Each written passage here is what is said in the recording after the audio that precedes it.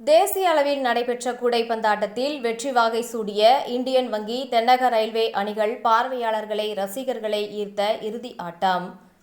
57வது Nachimuthu counter கோப்பை ஆடவர் மற்றும் 21வது சிஆர் பம்ப்ஸ் கோப்பை மகளிர் அகில இந்திய கூடைப்பந்து இறுதிப் போட்டியில் ஆண்கள் பிரிவில் இந்தியன் வங்கி மற்றும் பெண்கள் பிரிவில் தென் மத்திய ரயில்வே அணிகள் சாம்பியன் பட்டம் வென்றது. கோவையில் நடந்த இந்த கூடைப்பந்தாட்ட தொடரில் இந்திய அளவில் புகழ்பெற்ற 8 ஆடவர்கள் அணி, 8 மகளிர் அணிகள் விளையாடின.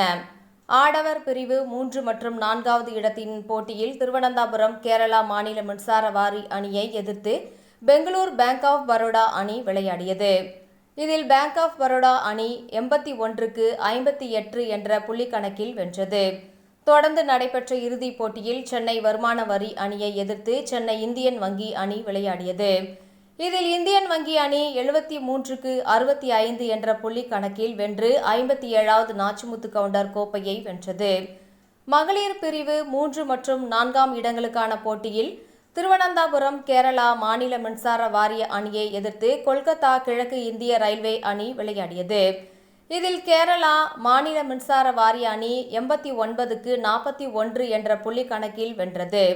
தொடர்ந்து நடைபெற்ற இறுதிப் போட்டியில் செகந்திராபாத் தென் மத்திய ரயில்வே அணியை எதிர்த்து சென்னை தென்னக ரயில்வே அணி விளையாடியது. இதில் தென் மத்திய ரயில்வே அணி 71க்கு 68 என்ற புள்ளி கணக்கில் வென்றது. ஆண்கள் பிரிவில் வெற்றி பெற்ற இந்தியன் வங்கி அணிக்கு முதல் பரிசாக ரூபாய் 1 லட்சம் மற்றும் நாச்சிமுத்து கவுண்டர் சுழற் கோப்பையும் வழங்கப்பட்டது. 2ஆம் இடம் பெற்ற வருமான வரி அணிக்கு பரிசாக ரூபாய் 50,000 மற்றும் டாக்டர் என் மகாலிங்கம் கோப்பையும் வழங்கப்பட்டது. 3ஆம் இடம் பிடித்த பேங்க் ஆஃப் பரோடா அணிக்கு பரிசாக ரூபாய் 20,000மும், 4ஆம் இடம் பிடித்த கேரளா மாநில மின்சார வாரிய அணிக்கு ரூபாய் 15,000மும் பரிசாக வழங்கப்பட்டது. பெண்கள் இறுதிப் போட்டியில் வெற்றி பெற்ற தென் மத்திய ரயில்வே அணிக்கு முதல் பரிசாக ரூபாய் 50,000 மற்றும் சிஆர் பம்ப்ஸ் சுழற்கோப்பையும் வழங்கப்பட்டது. 2ஆம் இடம் பெற்ற தென்னக ரயில்வே அணிக்கு பரிசாக ரூபாய் 25,000 மற்றும் சுழற் கோப்பையும் வழங்கப்பட்டது.